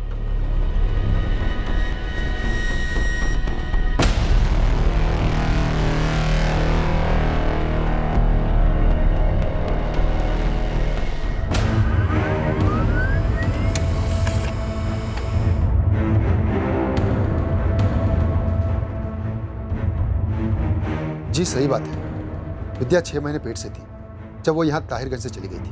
आपने पहले क्यों नहीं बताया? एक तो आपने पूछा नहीं, और दूसरी बात, हम किस मुंह से विद्या से पूछते, और वो जानती थी भी या नहीं हमें नहीं मालूम कि उसके होने वाले बच्चे का बाप कौन था। वैसे साहब, हमारा नाती राहुल कैसा है? ठीक नहीं है शंभू जी, काफी सहमा हुआ है। हम उससे बात करके पता करने की कोशिश कर रहे हैं कि क्या हुआ था। जुर्म के लगभग 2 हफ्तों बाद हम पीड़ित महिला की पहचान कर पाए थे। ये विद्या वर्मा थी, पर इसका कत्ल क्यों हुआ था ये अब पता करना बाकी था। एक तो आप जबरदस्ती मेरे घर से मुझे उठाकर यहाँ ले आए, इतनी देर से बैठाकर रखा है और वही सवाल पूछ रहे हैं जिसका जवाब मुझे पता ही नहीं है। आपको क्या लगता है कि मैं डर जाऊंगी? इस तरह से सवाल पूछने से मैं सारे इल्जाम कबूल कर लूंगी? रोहिणी, हम तुम्हें डरा नहीं रहे हैं, तुम जवाब नहीं दे रही हो। हम उस इलेक्ट्रिक कटर मशीन और खून से लथपथ कपड़ों के बारे में पूछ रहे हैं जो तुम्हारे घर से बरामद हुए हैं। विद्या वर्मा का कत्ल तुम्हारे घर में हुआ है। आपको मोहन और कमल पाठक के बारे में जानना था ना, तो सुनिए। वो दोनों एक दिन बिना बताए कहीं चले गए, ठीक वैसे ही जैसे विद्या बिना बताए चली गई थी। और वो चीजें हमारे घर में कैसे आई ये तो कमल और मोहन ही जाने। आप हमारा दिमाग काहे खा रहे हैं? क्योंकि राजेंद्र जी ऐसा तो हो ही नहीं सकता कि कमल या मोहन या दोनों ने आपके घर में विद्या की हत्या की, औजार और कपड़े छुपाए, और आपको और आपकी पत्नी को कुछ भी पता नहीं चला। गलत, हमारे घर के अंदर कुछ नहीं हुआ, इसलिए हमें पता नहीं चला। रोहिणी सच में आपकी पत्नी है? हाँ, सच में पत्नी है। आप नहीं मानते तो हम क्या कर सकते हैं? नहीं, वहां से ऐसी कोई आवाज सुनी नहीं हमने कटर मशीन की। मतलब आप कह रहे कि घर के अंदर उस औरत की लाश को काटा? ये औरत यहाँ आई थी क्या इनके घर? अब उनके घर में कौन कौन रहता है ये तो नहीं पता। हाँ, एक बच्चा था, राहुल। हाँ वही, वो बेचारा सबको पूछता रहता है, मेरी मम्मी को देखा क्या, मेरी मम्मी कहाँ है। 2-3 बार वो बच्चा मेरे पास आया था, मैंने फ़ोन भी लगाया था, लेकिन जो नंबर उसने दिया था वो बंद आ रहा था। और ये औरत जिसका नाम आप विद्या बता रहे हैं, इसको तो मैंने कभी नहीं देखा। बेटा राहुल, आपके पापा आ रहे हैं आपको घर ले जाने के लिए। मम्मी भी आ रही है? नहीं। हमारी मम्मी कहाँ है? बेटा राहुल, आपने अपनी मम्मी को लास्ट टाइम कब देखा था और कहाँ देखा था? हम उनको पकड़कर सोए थे।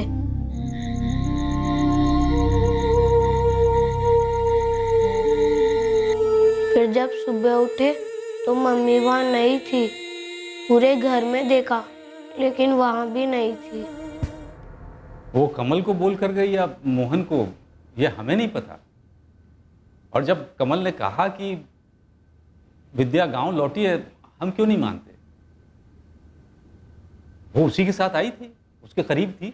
कमल के करीब सिर्फ विद्या तो नहीं थी, गांव में खबर है कि आपकी पत्नी रोहिणी भी कमल के करीब थी। रही होगी, उसने तो हमें कभी कुछ बताया नहीं, ना गांव वालों से हमने कभी कुछ सुना। और जो कटिंग मशीन और खून के कपड़े आपके घर से मिले उसका क्या? कमल ने रखे होंगे। अच्छा, लेकिन जिस रद्दी की दुकान से वो बोरियां खरीदी गई जिसमें लाश के टुकड़े पैक करे गए, उस दुकान वाले का कहना है कि वो बोरियां मोहन ने खरीदी थी, आपके बेटे मोहन। हाँ, ये सली का ही बंदा था जिसने 200 रुपये में बोरियां खरीदी थी।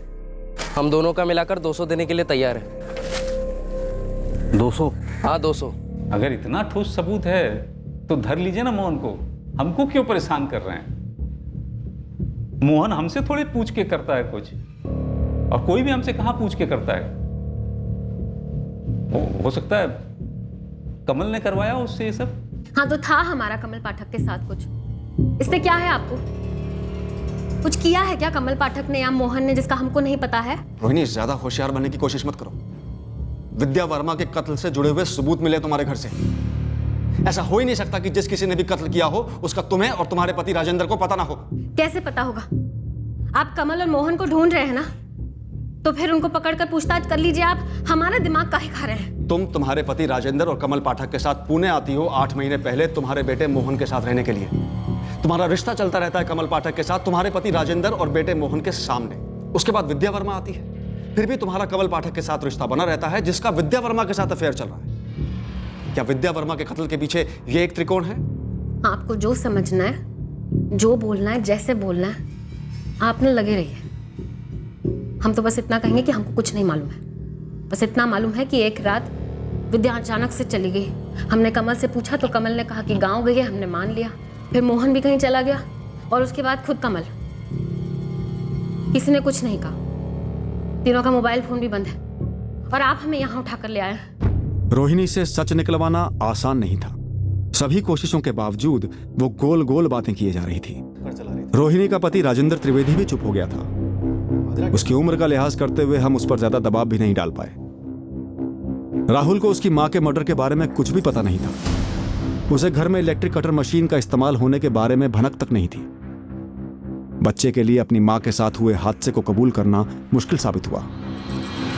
मोहन त्रिवेदी और कमल पाठक की पब्लिक में पहचान कराने के लिए हमने उनके गांव से लेकर सारे उत्तर प्रदेश में मीडिया के माध्यम से प्रचार करवाया। रोहिणी विद्या को कमल ने मारा या मोहन ने? हमने एक पैंतरा आजमाया। रोहिणी और राजेंद्र त्रिवेदी की लगातार पूछताछ चालू रखी। उनसे बार बार उनके बयान लिए, फिर वही सवाल बदल बदल कर अलग अलग अंदाज में पूछे, सब इस उम्मीद में कि दोनों थक कर हताश होकर सच बोल देंगे। और आखिर ऐसा ही हुआ। हाँ हाँ भाई हाँ, रोहिणी और विद्या का कमल के साथ चक्कर चल रहा था। सही कह रहे हैं आप। और हाँ, हमारे सामने चल रहा था। तो पूरा सच ही बोल दीजिए ना। रोहिणी, जैसा कि आप जानते हैं कि दिखता भी है कि हमसे बहुत छोटी है, हम जब गांव में थे तभी हमको समझ में आ गया था कि उसका कमल के साथ चक्कर चल रहा है।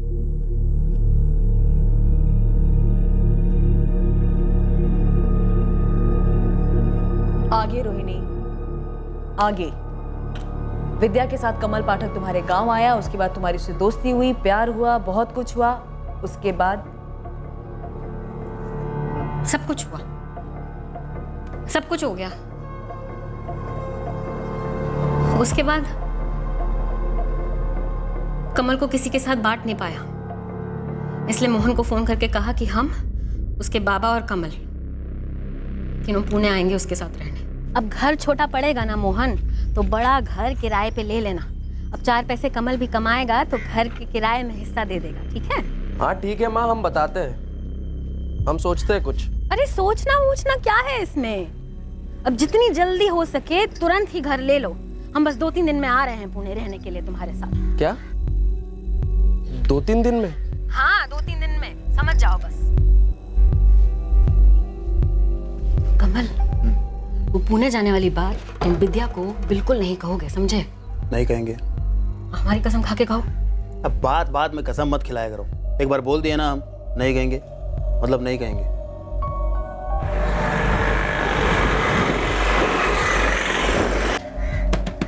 मोहन बेटा देखो हम आ गए। ये ले, जीता रहे। वाह, घर तो बड़ा अच्छा है। नमस्ते बाबा। हाँ, खुश रहो बेटा। कैसे हो मोहन? हैं? हम ठीक है। सब कुछ सही चल रहा था, फिर पता नहीं 6 महीने बाद कहां से अचानक विद्या अपने बेटे राहुल के साथ आ गई। पता नहीं उसको कैसे पता चल गया कि हम पुणे में मोहन के यहाँ हैं। तुमको क्या लगा हमको कुछ पता नहीं चलेगा? दरअसल हम तुम्हें बताने वाले थे कि हम यहाँ जो है, जो कुछ भी हुआ जुर्म है, तुम जानते हो जुर्म है। किसी भी औरत का इस्तेमाल करना, उसके पेट में बच्चा छोड़कर गायब हो जाना बहुत बड़ा जुर्म है कमल। ये बच्चा मेरा है? ये तुम पूछ रहे हो? किसके लिए हम अपने पति और बच्चे को छोड़कर तुम्हारे साथ भाग आए थे कमल, और तुम वहां हमें छोड़कर इस रोहिणी के साथ भाग आए हो? हाँ, गांव में तूने कमल के साथ चक्कर चलाया, ये बात हमें मालूम थी। हमने सोचा ठीक है, हम उसे बांटने के लिए भी तैयार हो गए, लेकिन तू तो इतनी लालची निकली कि कमल को लेके तू पुणे भाग आई। ना तो हम यहाँ कमल के साथ भाग कर आए हैं और ना हमने कमल को भगाया है। वो खुद अपने आप अपनी मर्जी से हमारे साथ यहाँ तक आया है तुमको छोड़ के, समझी? वैसे ही ना जैसे वो अपनी बीवी को छोड़कर हमारे साथ आया था। और कमल क्या चीज है हम उसे अच्छे से जानते हैं, और तुम्हें भी हम स्कूल के टाइम से जानते हैं। रोहिणी, विद्या और कमल, इन तीनों के बीच क्या चल रहा था, क्या पकड़ा था, हमें नहीं पता। हम तो बस उस घर में रह रहे थे। उम्र हो गई है, पत्नी का सहारा छोड़ना नहीं चाह रहे थे, इसलिए हमने आंखें बंद कर ली। हमें पता है रोहिणी हमसे इतने साल छोटी है, हम उसे पति का सुख नहीं दे पा रहे थे। विद्या का मर्डर घर के अंदर हुआ आपके सामने। विद्या के बेटे राहुल को कुछ कैसे पता नहीं चला? ये मशीन की आवाज बाहर तक क्यों नहीं पहुंची? क्या विद्या को बाहर ले जाकर मारा? विद्या को मारा जाने वाला है, क्यों मारा जाने वाला है, हमको किसी ने कुछ नहीं बताया। तो बस आप गूंगे बनकर सब कुछ देखते रहे? हाँ, सिर्फ गूंगा नहीं, अंधा और बहरा भी, जैसे कि हमेशा उस घर में रहता रहा हूं। तो विद्या 1 नंबर की बदचलन औरत थी। कह रही थी कि जो बच्चा उसके पेट में था वो कमल का था। अरे ऐसे कैसे हो सकता है बिना सबूत? हो सकता है ना कि जो बच्चा उसके पेट में था वो किसी और का हो, और भी तो आशिक हो सकते हैं उसके। बच्चा कमल का है ये कह के उससे पैसे ऐट रही थी। अरे हम तो क्या, कमल भी उससे इतना परेशान था। क्या बात है, कहाँ ले जा रही है तुम? सारे महीने भर की तनख्वाह जो है तुम उसके हाथ में थमा दोगे क्यों? तुम्हें भी देते हैं और उसको भी देते हैं। हाँ, लेकिन ज्यादा उसको देते हो। पेट से है वो, खर्चे ज्यादा हैं उसके, और हमने नहीं बुलाया चला के उसे, खुद आई है वो यहाँ पे। हमने तो कहा था चले जाए यहाँ से, मगर नहीं। और वैसे भी ये घर तुम्हारा है, तुम्हारे बेटे मोहन का है। अरे निकाल के फेंक दो उसे। निकालना नहीं चाहते हम उसको। तो क्या चाहती हो फिर? जान से मारना चाहते हैं। पगला गई होगा तुम। जानती हो क्या कर रही हो? बिल्कुल सही कह रहे हैं हम। जान से मार देंगे तो गलत टलेगी। हम अभी मोहन को बुलाकर लाते हैं, हमारी मदद करेगा। तुम जाकर विद्या को यहाँ ले आओ। ज्यादा सोचो मत, जाओ। अरे जाओ।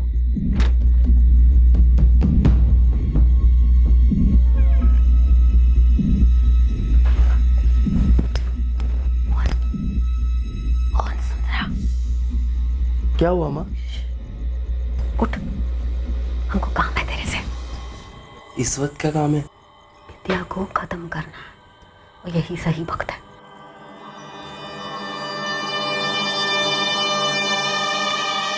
विद्या, विद्या, एक मिनट बाहर आओ। चलो ना।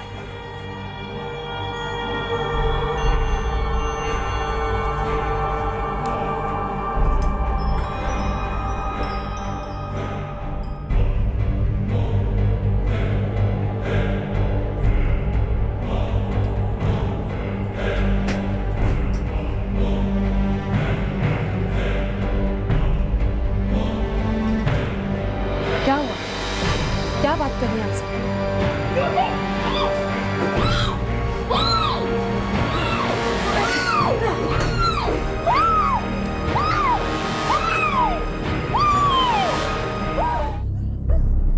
हमने सिर्फ रसोई से आती आवाजें सुनी, बस उसके बाद हमें पता चला कि क्या हुआ है। यह सब कुछ 4 सितंबर को हुआ, तो 5 सितंबर को विद्या की लाश पूरा दिन घर के अंदर रही। उन्होंने उसे मार तो डाला था, लेकिन उसके बाद क्या करना है किसी को कुछ समझ में नहीं आ रहा था। हमने लाश को खाट के नीचे चादर से ढककर रखा। राहुल से बोला कि उसकी माँ गाँव गई। और क्या बोलते? ये बोलते कि उसकी माँ को मार दिया हमने। उसके बाद क्या हुआ? उसके बाद हमने प्लान बनाया लाश को ठिकाने लगाने का। अगर लाश को सिंगल पीस में फेंका पकड़े जाएंगे। कब तक ऐसे तख्त के नीचे रखेंगे लाश को?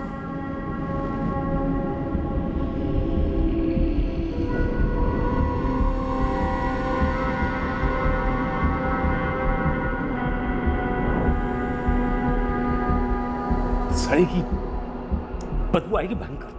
तब से राहुल माँ माँ किए जा रहा है। अभी तो कुछ नहीं कर सकते। जो भी करना है ना, हमको रात को ही करना होगा। रात तक इंतजार नहीं कर सकते। मैं कहता हूँ कि लाश के टुकड़े करते हैं और उसको भर के अलग अलग जगह फेंक देते हैं। वहाँ एक काम कर, वो कटर होता है ना, स्टोन कटर, वो लेके आ। और हाँ सुन, साथ में बोरे भी लेके आना और पॉलीथीन की थैलियाँ लेके आना, उसमें भर के फेंक देंगे। जा।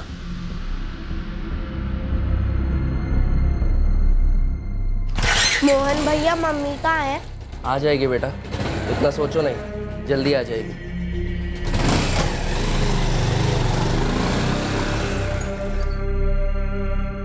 हमने राहुल को रात को सुलाया और फिर विद्या की लाश को ले जाकर बाथरूम में काट दिया। कैसे काटा? राहुल आवाज से उठा नहीं? पूछा नहीं क्या हो रहा है? नहीं पूछा, उठा नहीं वो।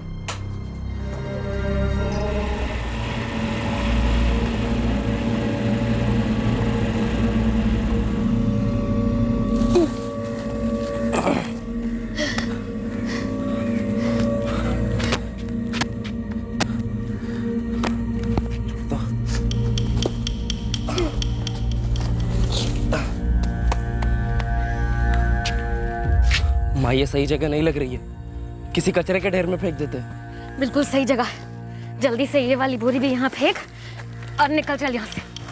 चल।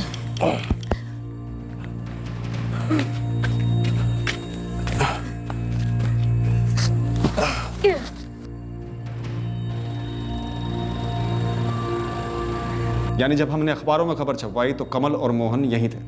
हाँ, कुछ दिनों तक थे। उसके बाद मोहन निकल गया क्योंकि उसका यहाँ दिमाग खराब हो रहा था। वो राहुल बार बार पूछता था माँ के लिए। फिर उसके अगले दिन कमल भी निकल गया। हम सच कह रहे हैं, कमल हमको नहीं बताकर गया कि वो कहाँ गया है। मोहन कहाँ है रोहिणी? बाइक लेकर गया? पता नहीं, लेकर गया हो तो कहीं छुपाई होगी। और वो कहाँ छुपाई है? देखो रोहिणी, अगर इतने सारे सच हम तुमसे उगलवा पाए ना, तो बाकी सारे सच भी हम तुम्हारे हलक में उंगली डाल के निकाल सकते हैं। बोलो। देखिए, आप लोग अगर चाहते हैं तो हम आपको मोहन का पता बता सकते हैं, लेकिन कमल कहाँ है ये हम नहीं जानते, और उसका फोन भी बंद है। कहाँ है मोहन?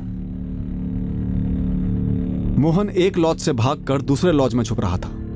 अलग अलग नंबर से अपनी मां रोहिणी के टच में था। हमने आखिर में उसे पकड़ लिया उत्तर प्रदेश से।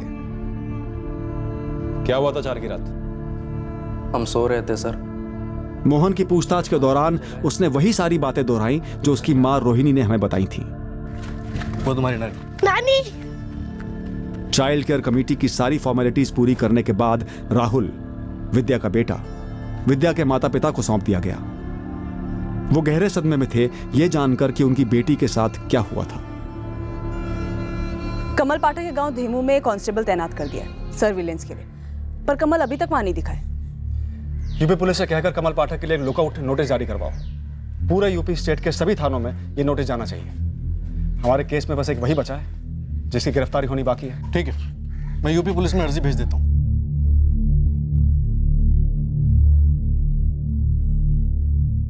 कमल पाठक अभी हाथ नहीं लगा है। हमारा रडार उसके लिए लगातार ऑन है और तब तक ऑन ही रहेगा जब तक वो हमारे हाथ नहीं आता। हमें यकीन है कि हम बहुत जल्द कमल पाठक को गिरफ्तार कर लेंगे। विक्टिम विद्या का डीएनए सैंपल और उसके गर्भ में पल रहे बच्चे का डीएनए सैंपल हमने प्रिजर्व किया है, और जैसे ही कमल पाठक की गिरफ्तारी होगी डीएनए मैचिंग करवाई जाएगी, यह जानने के लिए कि विद्या के गर्भ में पल रहा बच्चा कमल पाठक का था या नहीं। यह एक टफ केस था। हम बहुत बार अंधी गली में घुसे और हाथ पैर मारते हुए बाहर निकले, लेकिन हम अपने काम पर लगे रहे। सवाल यह उठता है कि ऐसा क्या है जो लोगों को इस हद तक गुस्सा दिलाता है कि आदमी सही और गलत के फासले को भुलाकर इस हद तक गिर जाता है।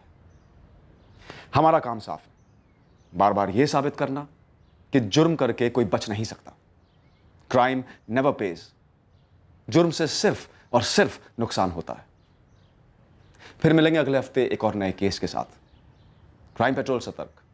जय हिंद। क्राइम पेट्रोल के और भी दिलचस्प कहानी देखने के लिए हमारे चैनल को सब्सक्राइब करें और बेल आइकॉन दबाना न भूलें।